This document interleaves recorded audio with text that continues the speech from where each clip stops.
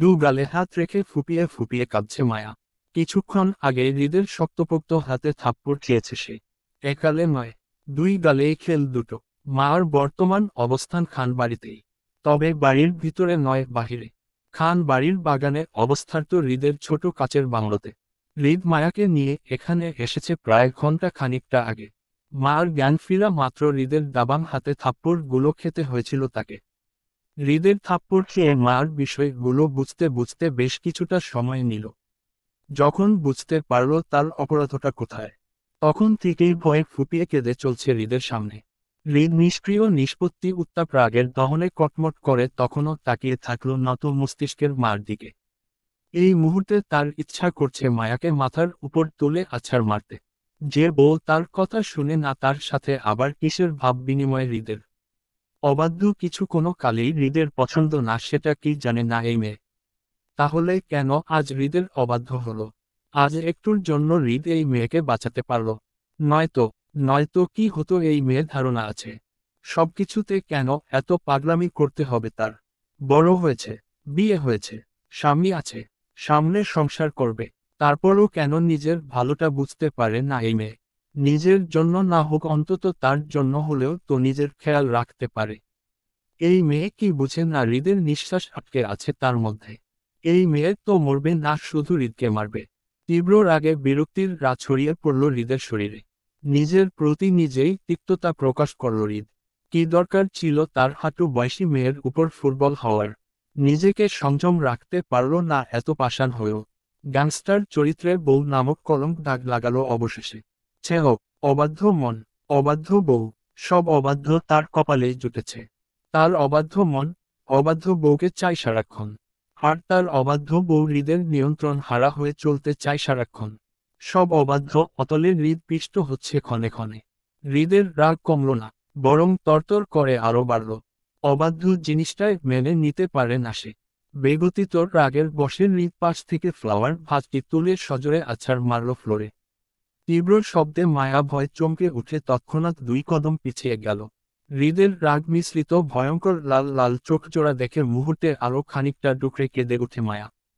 হাত দুটো তার তখনও দুগলে আঁকড়ে ধরা। হৃদ একইভাবে আরো একটি ফ্লাওয়ার ভাজ তুলে মারল ফ্লোরের উপর। তীব্র রাগে হুঙ্কার ছেড়ে বলে, আমার না করা সত্ত্বেও তুই কেন আজ অবাধ্য হলি? ভয় নাই, কলিজা কাপে নাই আমার অবাধ্য হতে? আমার একটু ভালো ব্যবহারের ভাব বেড়ে গেছে তোর? এত সাহস তোর? মায়া তখনও নত মস্তিষ্কের হিচকি তুলে ফুপিয়ে কাঁদছে। ঠিক এই কারণেই মায়া তখন পালাচ্ছিল হৃদের হাত থেকে। হৃদের চোখের সামনে পড়তে চায়নি, কিন্তু অবশেষে টিয়ার জন্য ধরা পড়ে গেল। মারটাও খেল হৃদের হাত থেকে। তার চেয়ে বেশি মার ছোট মনে বিষাক্ত বিষ ঢেলে আছে তখনকার হৃদের বলা কথাগুলো নিয়ে। মেহু আবদুল্লাহ হৃদ খানের ভালোবাসার মানুষ, তার হবু বউ। দু জনের মধ্যে 3 বছরের ভালোবাসার সম্পর্ক। এখন যদি মেহু আবদুল্লাহ হৃদ খানের ভালোবাসা মানুষ, তার হবু বউ হয়, তাহলে মায়াকে, মার জায়গায় কোথায় তার মিস্টার ভিলেনের জীবনে? তাদের জনের মধ্যে ভালোবাসার সম্পর্ক থাকলে মায়াকে কেন হৃদ ফিরতে দিল তার জীবনে?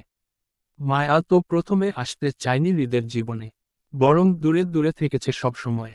মায়া হৃদের কাছ থেকে অসীম প্রশ্রয় পেয়ে তো তার আশেপাশে ঘুরঘুর করেছে এতটা দিন। মার বিয়ে বাতিল হওয়া বিষয়টিও তো মায়া মেনে নিয়েছিল।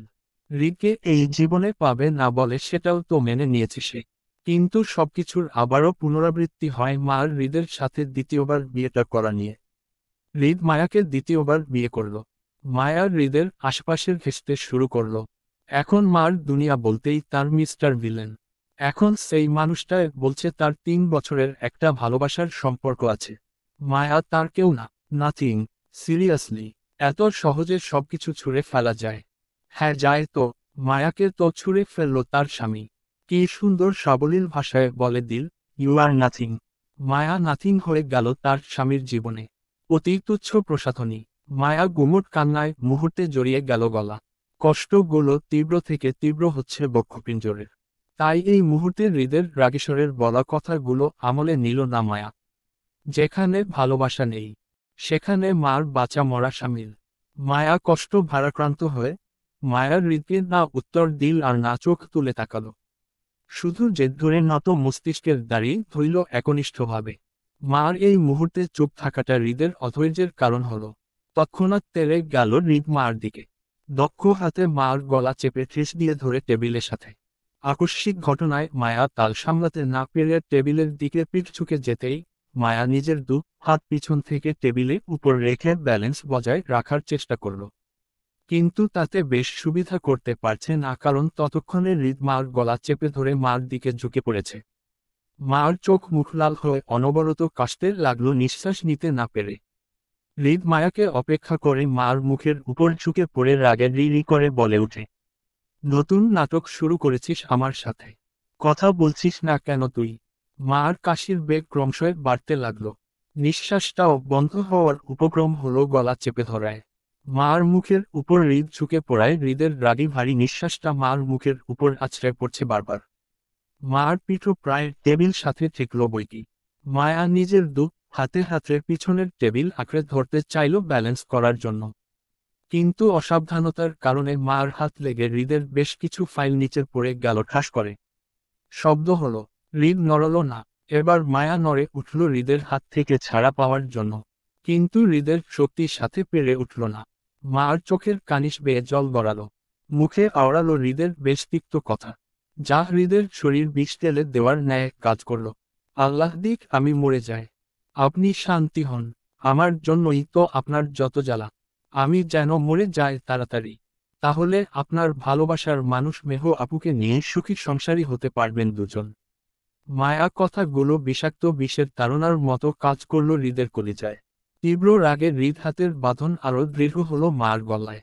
হৃদের উঠতি রাগে কটমট করে দাঁতে দাঁত চেপে বলে উঠে, আমাকে তেজ দেখাস? তুই মরে শান্তি পাবি। তোর পুরো পরিবারকে আমি মেরে দিব না। জানের ভয় নাই তোর না? আমি কার সাথে সংসার করব না করব সেটা তুই ঠিক করে দিবি আমায়। না নেই জানের ভয়, দিন মেরে আমাকে, নয়তো ছাড়ুন আমাকে। আমি থাকতে চাই না আপনার সাথে। আপনি আমায় ঠকিয়েছেন, প্রতারণা করেছেন আমার সাথে। নিজের প্রেমিকা থাকা সত্ত্বেও আমার ভালোবাসা নিয়ে খেলেছেন। আমাকে বিয়ে করে ঠকিয়েছেন। আপনার কি মনে হয় আমি মেনে নিব সবকিছু? কখনো না।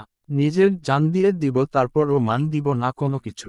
মরে যাব, তারপরও আপনার সাথে দ্বিতীয় সংসার করব না আমি। ছাড়ুন আমায়, যান আপনার হবু বউয়ের কাছে। মার কথাগুলো শেষ হলো না, তার আগেই হৃদ ঢলে পড়ল মায়া উপর। হৃদের ভারী শরীরের চাপে মার পিঠ ঠেকল তৎক্ষণাৎ টেবিলের উপর। হৃদ নিজের শরীরের সম্পূর্ণ ভার মার শরীর উপর ছেড়ে দিয়ে পড়ে রইল একইভাবে ক্লান্তিতে। হৃদ শারীরিক দুর্বলতা থেকে মানসিক দুর্বলতায় আজ নেতিয়ে পড়ল মার উপর।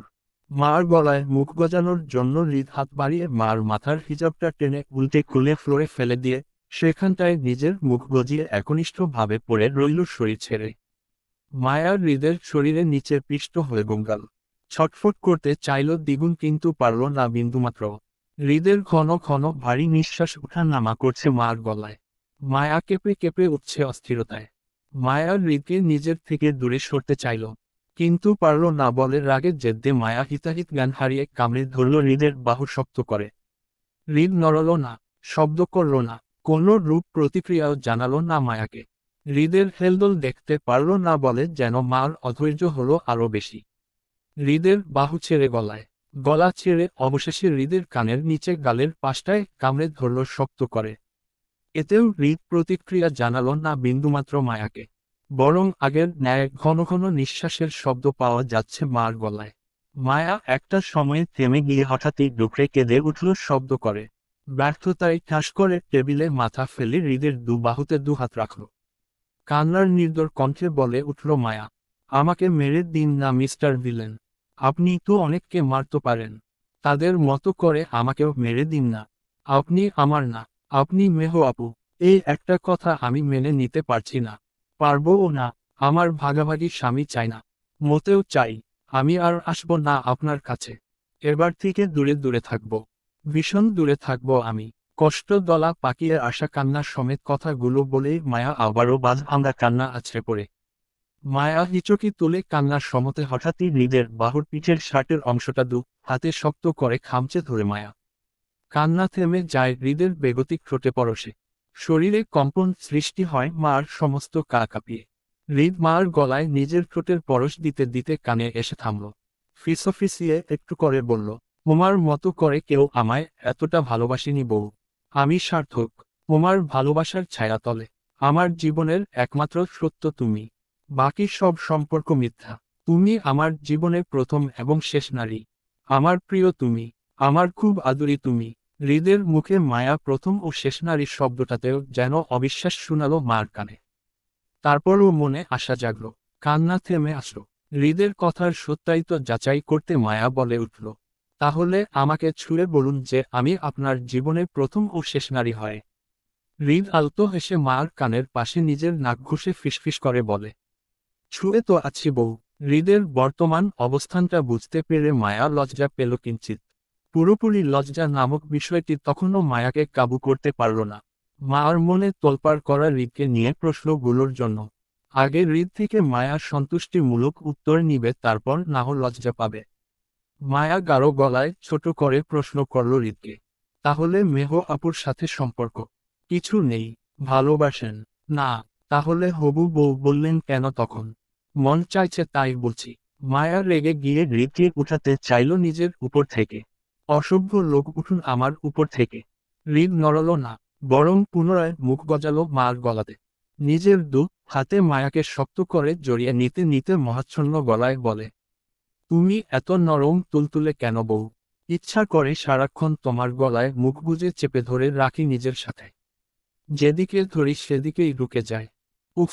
হৃদের লাগামহীন স্পর্শে মুহূর্তে কেঁপে ওঠে মায়া। বুক ভারী, নিঃশ্বাসটাও গলায় আটকে আসে মার।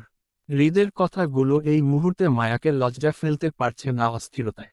মার আগে নিজের সন্তুষ্টিমূলক উত্তর চাই হৃদের থেকে। হৃদের জীবনের মায়া ব্যতীত অন্য নারীর সংস্পর্শেও আছে, এই বিষয়টি যেন মার শত মরণের কারণ হচ্ছে। চোখ দুটো তখনও অশ্রুতে ভিজা মার। এবার হৃদকে সরাতে চেষ্টা না করে তীব্র অস্থিরতায় পুনরায় প্রশ্ন করে মায়া হৃদকে, আপনি মেহ আপুকে ছুঁয়েছেন? হুমম। হৃদের ক্ষীণ স্বরে উত্তরে আবারও শব্দ করে কেঁদে উঠে মায়া। হৃদ আলতো হাসল। ব্যাকুল মায়াকে শান্ত করতে চাইল না, বরং নিজেই মার মধ্যে শান্তি খুঁজল। মার গলা থেকে মুখ তুলে মার কপালে কপাল ঠেকালো নিজের। কণ্ঠেশ্বর খাদের নামিয়ে মিহি স্বরে বলল, হাই, হ্যালো, হ্যান্ডশেক হয়েছে বেশ কয়েকবার আমাদের প্রফেশনাল সম্পর্কের জন্য। মেহ আমার প্রফেশনাল পার্ট, তুমি আমার খুব পার্সোনাল।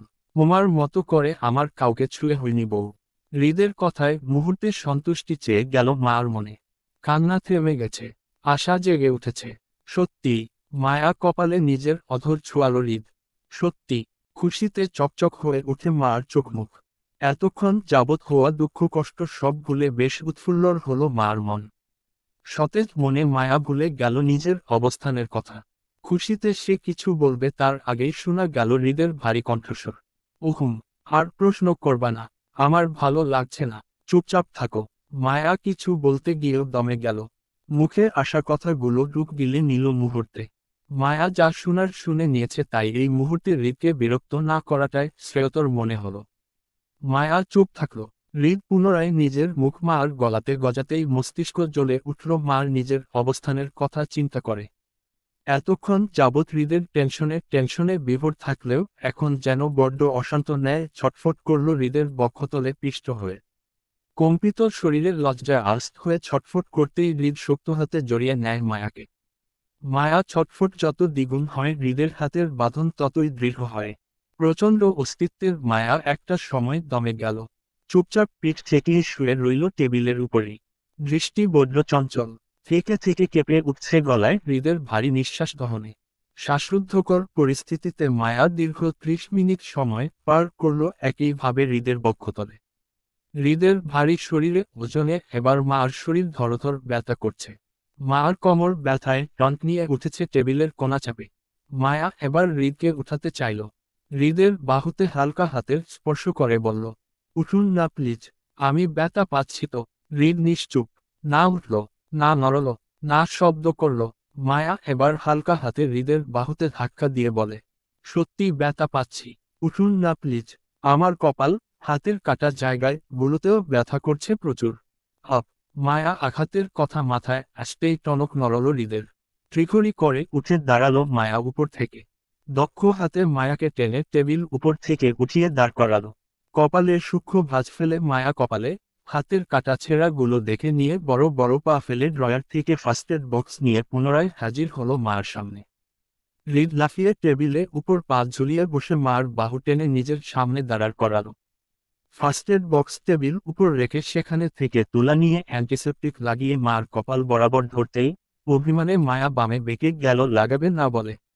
হৃদ কপাল কুঁচকে মায়ার হৃদের প্রশ্নোত্তর দৃষ্টিতে তাকাতেই মায়া নিজের হাতে হাত রেখে গাঢ় অভিযোগ গলায় গাল ফুলিয়ে বলে উঠে, লাগাবো না আমি। মার হঠাৎ অভিযোগে কারণটা ধরতে পারল না হৃদ। মার বাচ্চামো ভেবে এবার হৃদ মার বাহু টেনে ধরে পুনরায় কপাল তুলো স্পর্শ করতে চাইলে এবারও মায়া একই কাজ করল।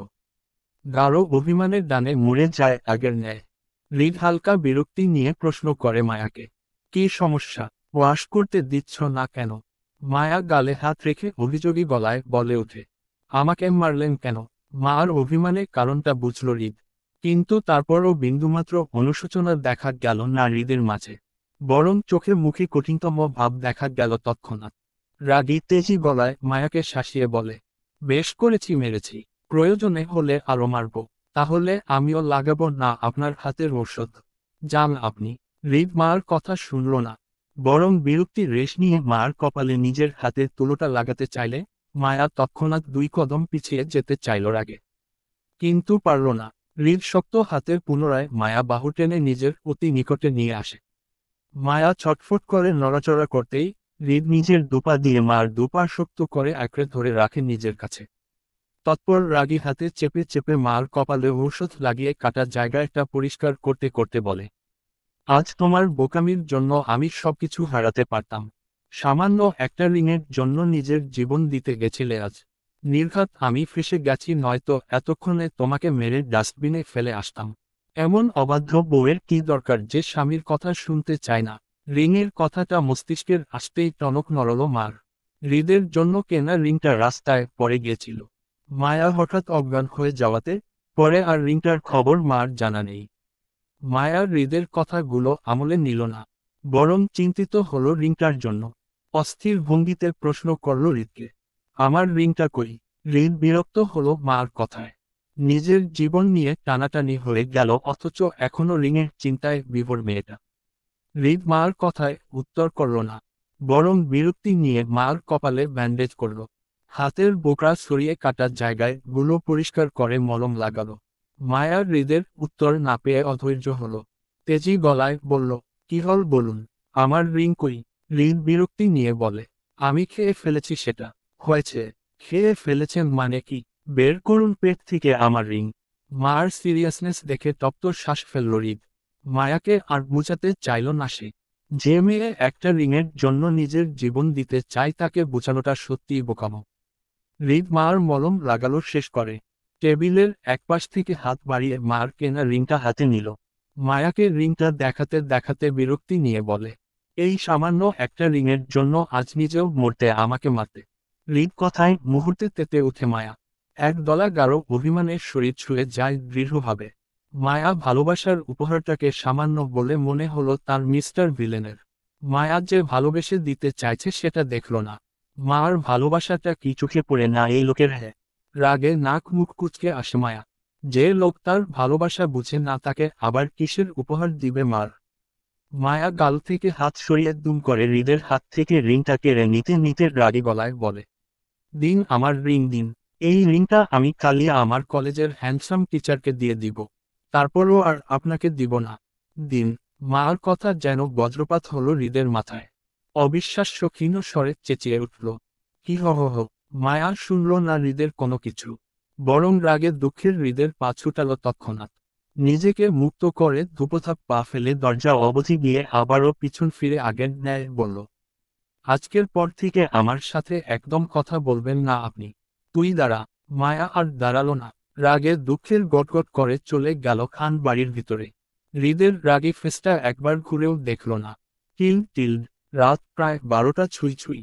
ফিহার জ্ঞান তখনও ফিরেনি, তবে মেহেরবানে ঘুম ভেঙে ছিল 10টার দিকেই। তখন থেকেই ফিহার জন্য অস্থির স্বরূপ কেঁদে চলছে। মেহেরবান অসুস্থতার কারণে বর্তমানে নিজের কেবিনেই আছে। সাথে রয়েছে নিজের বাবা মাও স্বামী। আয়ন কিছুক্ষণ পরপর এসে চেক করে যাচ্ছে নিজের মাকে। তবে বেশি সময়টা সে ফিহার কেবিনে কাটাচ্ছে। ফিহার পাশে মেরে বসে আছে আরিফ। নড়াচড়া নেই, স্থির নিশ্চুপ। বাকিরা সবাই আশেপাশে আছে। শফিকুল ইসলাম, রেহেনা বেগমি ইতিমধ্যে হসপিটালের থেকে শাহিনদের ফ্ল্যাটে গেছে থাকার জন্য। শাহিন এসে নিয়ে গেল নিজের শ্বশুর শাশুড়িকে। কাজের সূত্রে শাহিন ও তার ভাই শুভ ঢাকা নিজস্ব ফ্ল্যাট নিয়ে থাকে। শফিকুল ইসলামের খান বাড়ির সাথে মনমালিন্যতার জন্য আপাতত শাহিনদের ফ্ল্যাটে উঠেছেন। তবে জুইকে রেখে গিয়েছে আরিফ ও মার কাছে। মায়াও সন্ধ্যায় চলে এসেছিল হসপিটালের ফিহার খবর পেয়ে মালা থেকে। আসিফ মায়াকে হসপিটালের নামিয়ে দিয়ে গেছে। তখন থেকে মায়া একবার ফিহার কাছে বসছে তো অন্যবার হেনা খানের কাছে থাকছে। নিজের বাবার বিষণ্ণ চেহারা দেখে শফিকুল ইসলামের কাছেও কতক্ষণ বসেছিল বুকে মাথা রেখে। বর্তমানে মায়া হেনা খানের আঁচল ধরে দাঁড়িয়ে আছে মেহেরবানে ভয়ে। মেহেরবান অন্তত করা মনের মানুষ সেটা মায়া জানে। তাই মায়া পূবে থেকে মেহেরবানকে ভয় পায় কিছুটা। মেহেরবানের মনমালিন্যতার কারণটা যে মায়াকে নিয়ে শুরু হয়েছিল সেটাও মায়া জানে। তাই আগ বাড়িয়ে মায়া মেহেরবানের সাথে কথা বলতে গেল না। জুইও এতক্ষণ মায়া পাশে ছিল। বিকাল থেকে বসে থাকতে থাকতে হাত পা অনেকটা জমে গিয়ে ধরধর ব্যথা অনুভব করল কোমরে জুই। তাই উঠে গিয়ে হসপিটালের করিডোর ধরে হাঁটতে লাগলো মায়াকে বলে, আপাতত এই হসপিটালের সবকিছু মুখস্থ জুইয়ের। যেহেতু শফিকুল ইসলামকে নিয়ে এই হসপিটালের 10 দিন রাখতে হয়েছিল সেই সুবাদে জুইয়ের আশেপাশে সবটা মুখস্থ বললেও চলে। জুই করিডোর এক প্রান্ত ধরে আবছা আলোয় অন্ধকারে দাঁড়ালো। গভীর রাত হওয়ার পরিবেশটা শীতল। চারপাশে ঠান্ডা হাওয়া বইছে। জুইয়ের হঠাৎ ঠান্ডা লেগে উঠল হিম শীতল হাওয়ায়। গায়ের ওড়নাটা টেনে মাথায় কাপড় দিয়ে চাদরের মতো জড়িয়ে নিল শরীরে। শান্ত মনে শান্ত দৃষ্টিতে তাকিয়ে থাকলো অন্ধকারময় খোলা আকাশের। তারার আনাগোনা আছে, তবে কম। ভাবনা চিন্তা আপাতত নেই। ক্লান্ত হয়ে পড়ছে সবকিছুর জন্য। আজকাল জুই যা চিন্তা করে তার উল্টোটাই হচ্ছে। এই তো কাল যখন জুই এই হসপিটালের থেকে বিদায় নিয়ে বাড়িতে গেল, তখন জুই ভেবেছিল হয়তো জীবনের আর কখনো তার ঢাকা শহরে আসা হবে না। অনাকাঙ্ক্ষিত মানুষটার সাথে জুইয়ের আর দেখাটাও হবে না।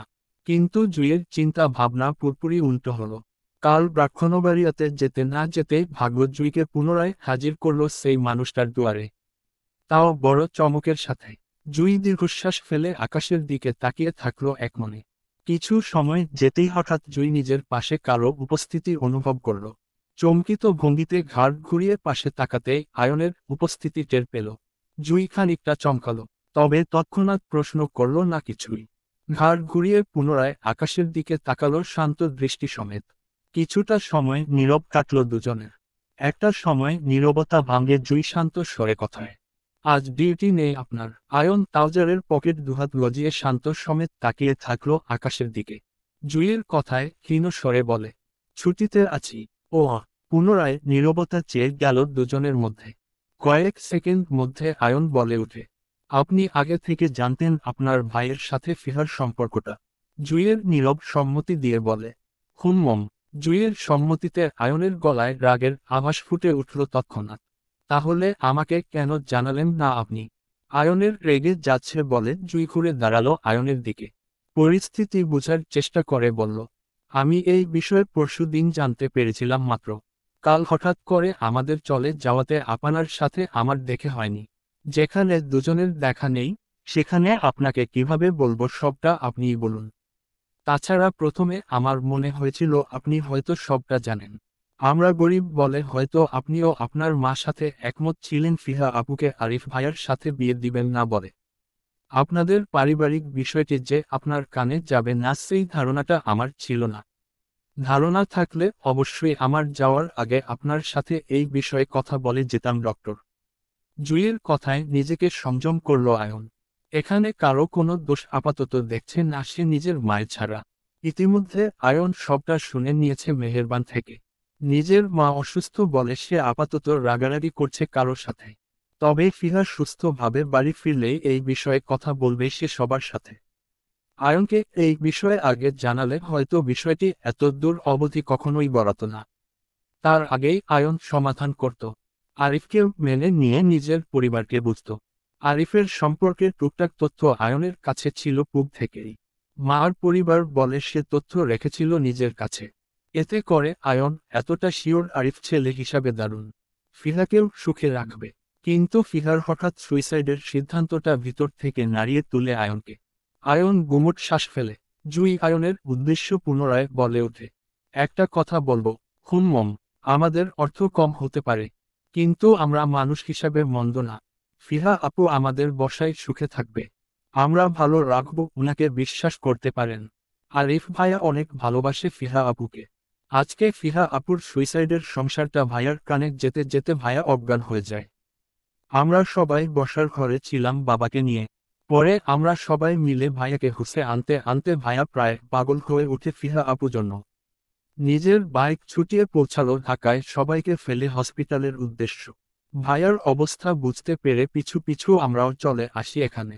ভালোবাসার কাছে আরিফ ভাইয়া ফুটবল, মায়াও ফুটবল, অথচ তাদের ভালোবাসা টিকিয়ে রাখতে অনেকটা যুদ্ধ করতে হচ্ছে পরিস্থিতির সাথে। মার যুদ্ধক্ষেত্রটা এখনো শুরু হয়নি, তবে আমার মনে হচ্ছে খুব শীঘ্রই শুরু হয়ে যাবে। সম্পর্কের টানাপোড়া দুজনের কপালেই চলছে। সেক্ষেত্রে আমার মনে হয় আমি ভাগ্যবতী। না সম্পর্ক, না ভালোবাসা, আমার বাগদত্তাও সাদামাটা মানুষ। সম্পর্কের বেড়াজালে কষ্ট পোহাতে হবে না আমাকে। কিন্তু আমার ভাই কষ্ট পাচ্ছে, ভীষণ কষ্ট পাচ্ছ। তার ভালোবাসার মানুষটা তাকে দিয়ে দিন না ডক্টর সাহেব। জুইয়ের কথায় চমকে উঠে ঘাড় ঘুরিয়ে তাকায় আয়ন। চোখ মুখে মুহূর্তে খেলে গেল বিস্মিত বিস্ময়কর। সচকিত কণ্ঠে বলল আয়ন, আপনি এঙ্গেজড জুই? হুম, আমাকে এতদিন বলেননি কেন? বলাটা কি জরুরি ছিল ডক্টর?